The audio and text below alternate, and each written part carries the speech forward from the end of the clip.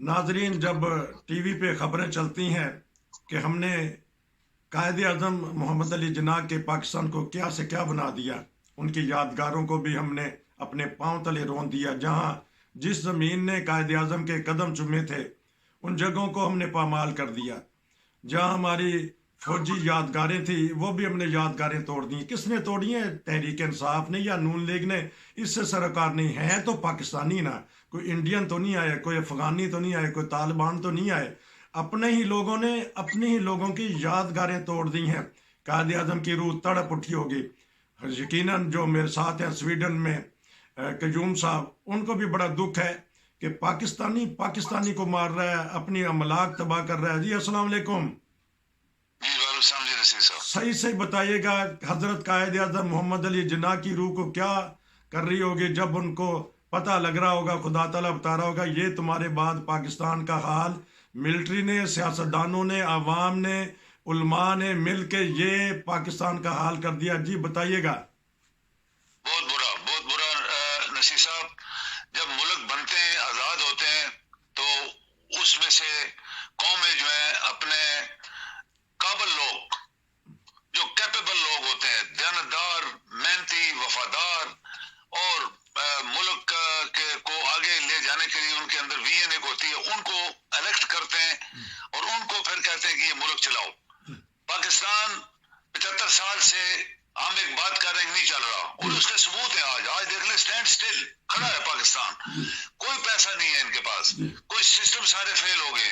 एक strong system दुनिया में होता है। आपको याद है कि सेकेंड वर्ल्ड वॉर में जो चर्चिल था, वजीर आजम था, पहले वो जनरल था उनकी आर्म फोर्सेस का, और फिर वो जब वजीर आजम बना तो उसने एक बात कही थी, उसने कहा जब तक बरतानिया का जस्टिस सिस्टम काम कर रहा है, बरतानिया को कोई प्रॉब्लम नहीं आने वाली। कैसी बात थी। देखे, पाकिस्तान का जस्टिस सिस्टम खत्म करने के लिए आपके पाकिस्तान के जो अंदर दुश्मन है, बाहर से तो कोई दुश्मन नहीं आ रहा आपका, जैसे आपने भी बात की, अंदर दुश्मन है।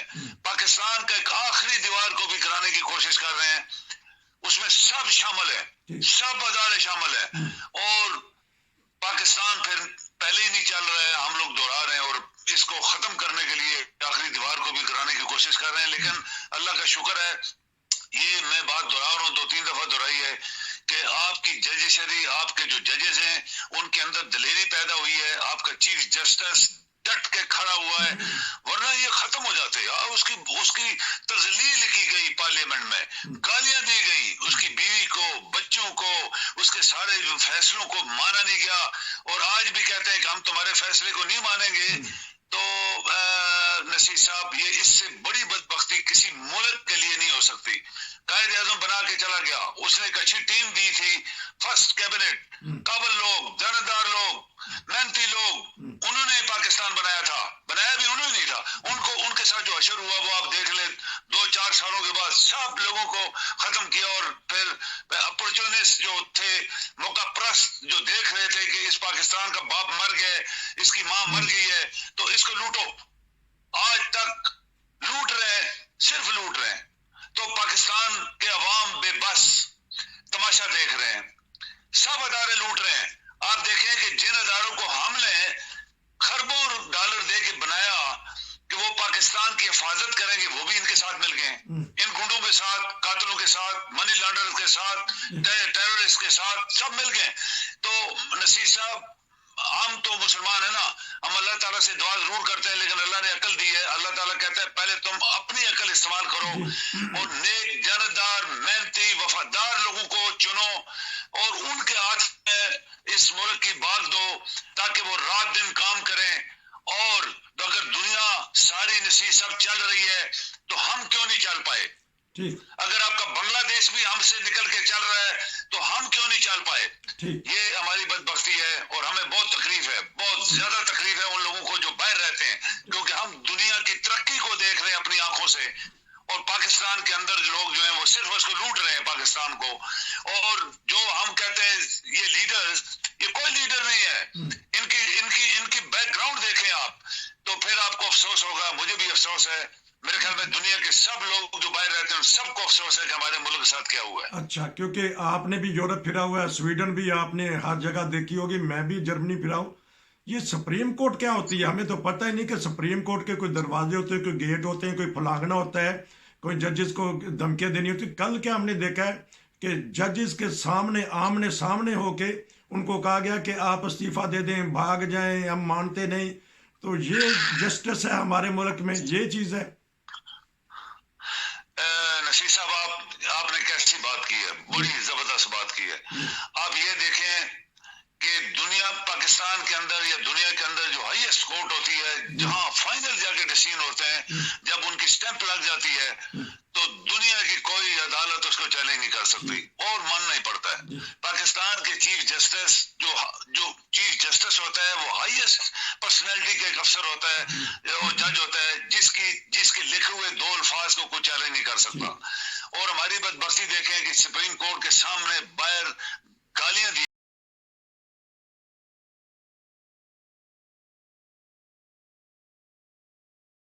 کے اندر جو ڈاکو ہے، قاتل ہے، منی لانڈرز تھے، ٹیرورسٹ بیٹھے ہوئے ہیں، وہ اس کو بکواس کر رہے ہیں، گالیاں دے رہے ہیں، ہم تمہیں مانتے نہیں، ہم تمہیں نہیں مانتے. تو آپ مجھے بتائیں پاکستان کیا کرے گا؟ نہیں چلے گا.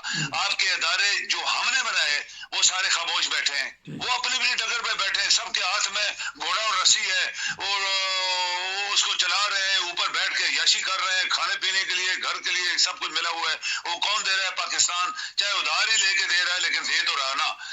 تو ایک ٹیرورسٹ، نصیر صاحب یہ بات میری نوٹ کریں، ایک ٹیرورسٹ سارے ٹیرورسٹ پاکستان کے گٹھے کر کے، جو سینکڑوں ہی تھے، کوئی زیادہ تو نہیں تھے، دعوے تو لاکھوں کا مار رہا تھا، وہ 200-300 بندے لے کے آ گیا. اور آپ یقین کریں کہ ان بندوں کو نہ تو اردو آتی تھی، نہ ہی ان کو پتا تھا یہ سپریم کورٹ ہے، نہ ان کو پتا تھا یہ جج سپریم کورٹ کے نام کیا ہے، نہ ان کو پتا تھا ہم کیوں آئے. بلکہ لوگوں نے سوال کیے تو وہ منہ ادھر ادھر مار رہے تھے. ایک آدھ بندہ بولا ہم کیوں آئے؟ کہتے ہم نے سپریم کورٹ کے جج کے خلاف نعرے مارنے ہیں. کیا نعرہ مارنا ہے؟ ڈیزائن کرو. ابھی اندازہ لگائیں جب اس طرح کے ٹیرورسٹ لوگ آپ پکڑ کے لے آئیں گے تو پھر تو پاکستان کا بیڑا غرق ہو جائے گا نا. اور میں آپ کو دعوے سے کہتا ہوں کہ یہ جو یلو ٹائپ کی شلوار قمیضیں، یہ اس طرح کی وردی پہنے ہوئے لوگ تھے، یہ میں نے خود ایک فلم میں اسامہ بن لادن کے ساتھ افغانستان کے پہاڑوں پہ گھومتے دیکھے ہیں اسی یونیفارم میں. اور میں نے بار بار آپ کے پروگراموں میں بھی کہا کہ یہ جو ایک بندہ ملا ہے جس کا نام فضلو ہے یا فضل الرحمان ہے، یہ ٹیرورسٹ اس نے پیدا کیے ہوئے ہیں. 1 لاکھ بندے سے کم نہیں ہے. وہ 50,000 افغانستان میں بیٹھتے ہیں، 50,000 ادھر ہیں. ادھر سے جب یہ تھکتے ہیں ادھر جاتے ہیں، ادھر والے تیار ہو کے پھر ادھر آتے ہیں، مارتے ہیں. آپ یہ یقین کر لیتے کہ اگر یہ 4 دن یہاں بیٹھتے تو ان کا اشر کیا ہوتا. اور 4 دن آپ کی بارڈر کے اوپر سب امن امان ہو گیا ہے، کوئی بارڈر کے اوپر قتل و غارت نہیں ہوئی. جب یہ واپس گئے تو انہوں نے قتل و غارت شروع کر دی. آج پھر قتل و غارت شروع کر دی. تو نصیر صاحب یہ سب کچھ ہوتے ہوئے، آپ کے ادارے ہوتے ہوئے، ہم اگر باہر سے یہ باتیں بتا رہے ہیں تو جو اندر لوگ بیٹھے ہیں وہ کیا کر رہے ہیں؟ اچھا، اب اندر کی بات بتائیے گا کہ آج 2-3 بڑوں کی ملاقات ہوگی، بیٹھیں گے، کیا حالات دیکھنی ہے پاکستان کے؟ یہ قومی سلامتی کمیٹی کے اجلاس ہوتے ہیں تو کیا چیز اس میں رکھیں گے؟ یہ جو ان سے انہوں نے پکڑ دھکڑ کر رہے ہیں، اس معاملے میں تھوڑا سا بتا دیجیے گا. اور کوشش کریں اگر بھائی جان کے کس غیر جانبدارانہ ہو کے پاکستان کا ہمدرد ہو کے اگر تبصرہ کریں گے تو نہیں تو بعض دفعہ لوگ کمنٹس کر دیتے ہیں کہ بتائیے گا. دیکھیں پاکستان کے اندر ایسے عہدے بنائے گئے ہیں جن سے پاور کھینچی گئی ہے. جیسے پریزیڈنٹ جو ہوتا ہے اس کی بڑی پاور ہونی چاہیے. جب وہ دیکھے کہ ملک کے حالات ایسے خراب ہو گئے اور سیاسی پارٹیاں اور سیاسی لوگ، لیڈر شیڈر تو کوئی نہیں ہے نا، یہ ہم نے بنائے ہوئے نا، اس کو جب ملک کو لوٹنا شروع کر رہے ہیں، اس کو کاٹنا شروع ہو گئے، اس کو چاٹنا شروع ہو گئے، تو پاور آف پریزیڈنٹ ایسے ہونی چاہیے کہ ان سب کو ڈسمس کرے، نئے الیکشن کروا دے جیسے دنیا میں ہوتا ہے. پاور آف پریزیڈنٹ یہ ہونی چاہیے کہ جو آرم فورسز کے 3 جنرل ہیں وہ اس کے نیچے ہونے چاہیے.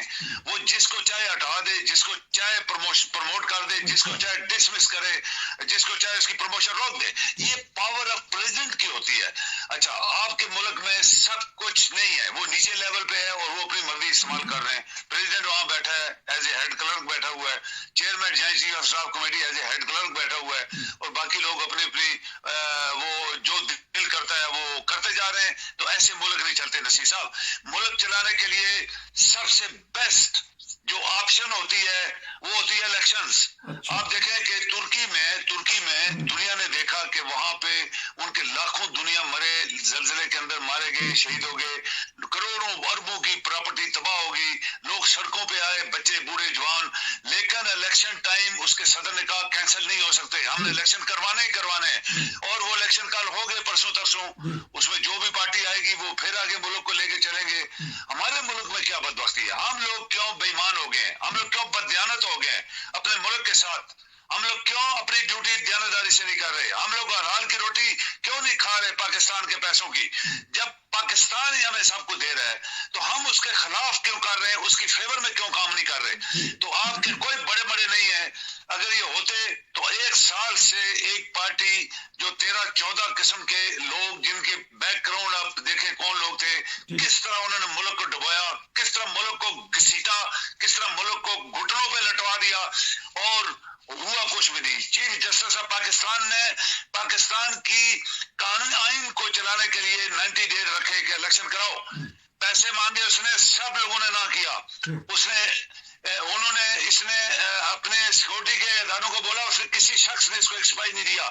तो मुझे बताएं नसीर साहब, ये मुल्क जिसको हम पाकिस्तान कहते हैं हमारा मुल्क है, ये हम वहां पैदा हुए हैं, वहां पढ़े लिखे हैं, हम लोगों ने अपने मुल्क को उस वक्त देखा तो कुछ बेहतर चल रहा था, आज तो कुछ नहीं रहा। आज तो जिन्होंने लूटा वो फिर लूटने के लिए तैयार हो रहे हैं, दांत छान रगड़ रहे हैं, हाथ पांव भी तेज कर रहे हैं। तो जो बच गया पाकिस्तान का उसको भी खत्म करो तो पाकिस्तान नहीं चलेगा। ये बात याद रखें नसीर साहब कि बांग्लादेश के पास $80 बिलियन उनके रिजर्व पड़े हुए हैं, बैंक में रिजर्व पड़े हुए हैं, और हम कई $100 बिलियन के मकरूज हैं। तो फिर आप बताएं मुल्क कौन चलाएगा।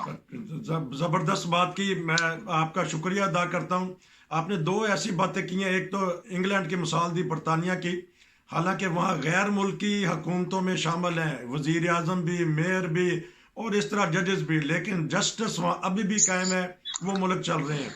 और दूसरी मिसाल आपने बहुत प्यारी दी, तुर्की में उनको खतरा था कि मैं हार भी सकता हूँ पॉलिसी की वजह से, लेकिन उन्होंने फिर भी कहा कि नहीं इलेक्शन होंगे। गो के अब देखते हैं कि आने वाले दिनों में दोबारा वो बनते हैं कि नहीं बनते। बहरहाल उन्होंने कोई खतरा नहीं भांपा कि मैं रहूं या ना रहूं, लेकिन मुल्क ने रहना है तो इलेक्शन ज़रूरी है। यही दो बातें अगर हमारी हुकूमत, हमारे हुक्मरान मान लें कि अगर जस्टिस हमारा दुरुस्त हो जाए और हमारा इलेक्शन का सिस्टम, क्योंकि आवाम ने ही राय देनी होती है, ये सिस्टम दुरुस्त हो जाए तो पाकिस्तान अपनी जो पटड़ी पे है दोबारा चल पड़ेगा। आपका बहुत शुक्रिया। हो सकता है इन दिनों में आपसे मैं दो तबसरे लूँ, क्योंकि खबरें बार बार आ रही हैं, तो आपका वक्त हो गया है दोपहर का। तो मुझे हैरानगी की ये बात है कि पाकिस्तान में इतने लोग फारग हैं कि किस तरह वो जलसे जुलूसों में चले जाते हैं। यहाँ वहाँ पैसे की बड़ी फरावानी है, यहाँ बेरोज़गारी बड़ी है कि लोगों के पास वक्त होता है। बहरहाल इंशाल्लाह मैं इस पे भी बात करूँगा आपसे। कभी हमने स्वीडन में भी जुलूस जलसे देखा है। इंसान को तो अगर 15 मिनट का अगर मिलता है, उसको वक्फा मिलता है, तो उसने 15 मिनट के अंदर हर चीज़ें करनी होती है, उसके पास वक्त ही नहीं होता कि वो 16 मिनट खर्च कर सके। तो ठीक है, इंशाल्लाह आपसे दोबारा रब्ता करेगा कि होगा, क्योंकि आपके दिलचस्प तबसरे होते हैं, लोग पसंद करते हैं। ये थे मेरे साथ स्वीडन से अब्दुल क़य्यूम साहब। शुक्रिया भाई।